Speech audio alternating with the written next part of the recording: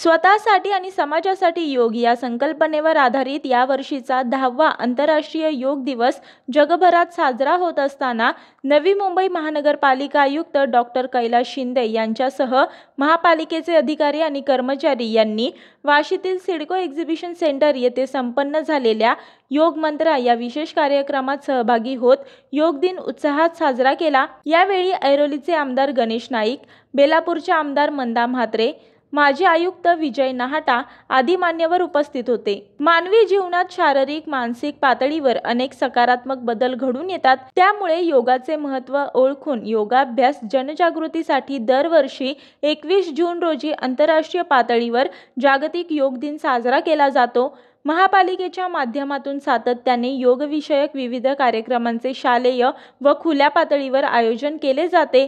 अशाच प्रकारे CIDCO exhibition centre येथील योग मंत्र या विशेष कार्यक्रमात योगाभ्यासाचे महत्त्व जनमानसात प्रसारित होण्याच्या दृष्टीने नवी मुंबई महानगरपालिकेने सहभागी होत या उपक्रमाच्या यशस्वीतेत योगदान दिले। या माध्यमातून स्वच्छ भारत मिशन अंतर्गत स्वच्छ सर्वेक्षण 2024 बाबत स्वच्छता संदेशाचाही प्रसार करण्यात आला।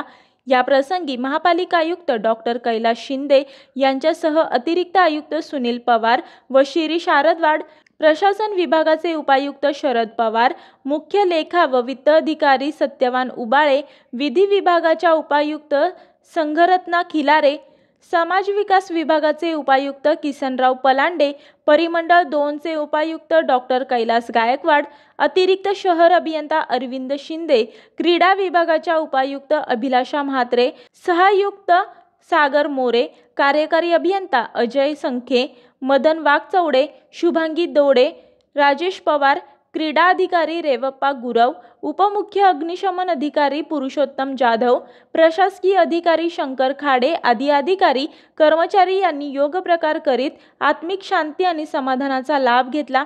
आजच्या धावपळीच्या व ताणतणावाच्या जीवनशैलीत आपल्या शारीरिक आणि मानसिक आरोग्यासाठी योग साधना ही अत्यंत महत्त्वाची असून आजच्या आंतरराष्ट्रीय योग दिनानिमित्त प्रत्येकाने पुढील काळात नियमित योग करण्याचा संकल्प करावा, असे आवाहन महापालिकेचे आयुक्त डॉक्टर कैलास शिंदे यांनी केले आहे।